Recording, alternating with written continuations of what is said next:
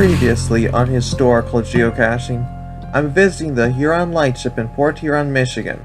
Most recently, our tour guide told us about the copper mining industry in the Great Lakes region.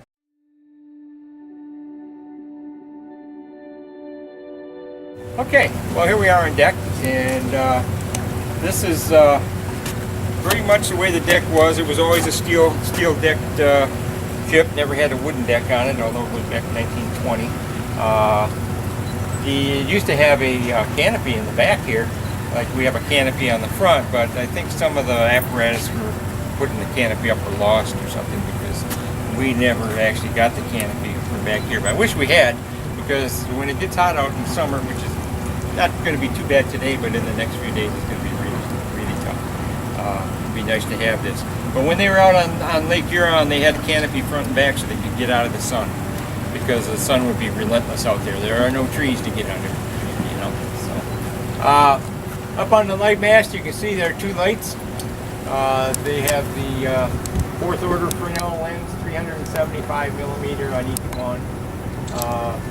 Also, you see the cage antenna there. That antenna was used for the radio direction finding beacon. This thing had a radio direction finding beacon from 1928 on, and what it sent out was the code letters for the ship, which was NMGS, and I believe it was every minute for 6 seconds on a particular frequency, which was way down below the old AM broadcast band, about 520, no, lower than that, 275 kilocycles, and that was used for the ships to direction find their way into the mouth of the river, or at least to the lightship.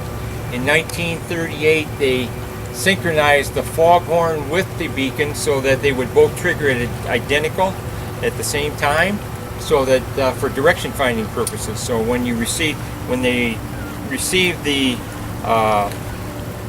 beacon, they would count 1001, 1002, and when they heard the foghorn, then they would know how far they were, which was kind of nice. If you look on the stack here, instead of having the tall stack for the steam, we have at least 4 diesel exhausts that you can see. There's actually six diesel exhausts.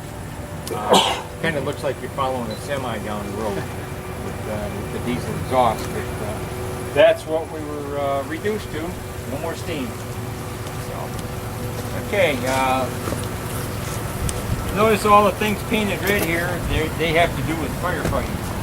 And at one time there was a gasoline-powered pump right here, which was the last thing you would go to in a fire. That would mean that you probably had a fire in the engine room and nothing was running down there. So you would have to fight fire. And and another thing we never got was that pump, but it probably would have been stolen. Maybe we got it and it was stolen before we knew anything. Because this ship did sit here after the city too. It was kind of a fight to get the city to take it, because they knew they didn't have any money for it.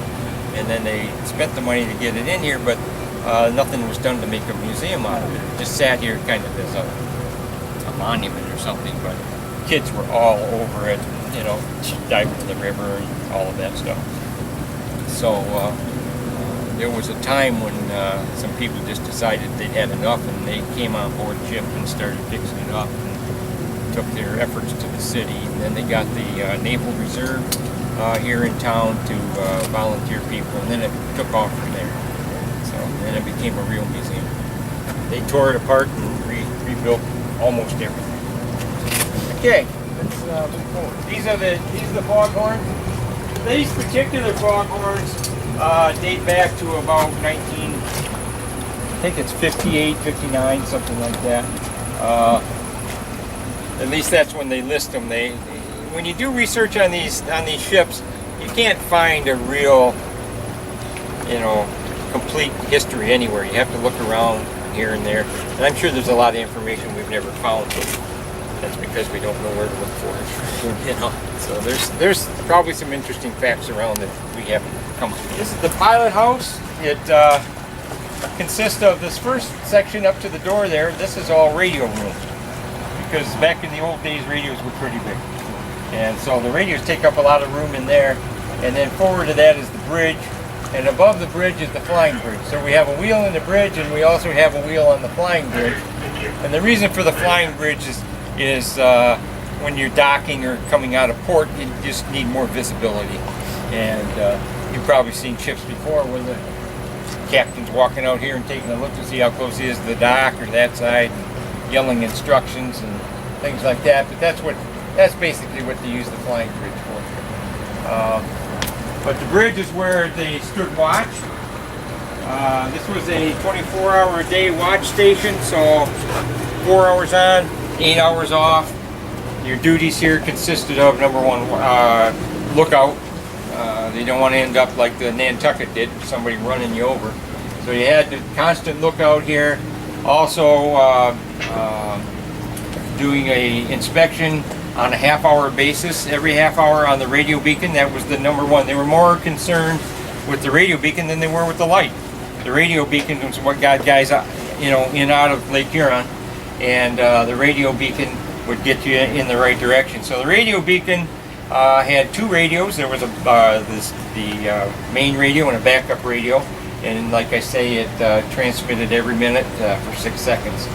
But they had to check and make sure that the timer was running correctly, that that it was on the right frequency, that the output on the transmitter was good. It was it was a tube type transmitter. Things could go wrong, and then there was a backup. Now they didn't have a radio technician on board, so if something went wrong with the radio, they'd go to the backup, but then they immediately had to call for a radio repair to come out. And that was true on most light ships. They didn't carry a radio operator per se, or a radio technician. And there's some interesting things online written by radio technicians that worked back in the 40s, 50s, and 60s even, about how they had to go out to these light ships and work on their radios and their view of what light ship life was like. Because light ship life was, it was like, just think of having to stay in the house all the time. Can't go anywhere. And you can't even go out in the yard, That's what it was like. That's why every fourth week on a light ship was a Liberty week. So they would rotate the crew. They would have every fourth week they would have 1 week off, and they could go to shore. And if they had the money, they could go travel or do whatever they liked.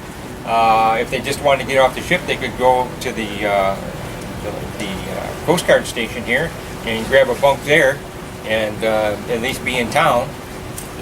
Sometimes they had no cash at all. Maybe they'd been in one of those card games, And I'm assuming they sent a small ship out to take them. Yeah. Right?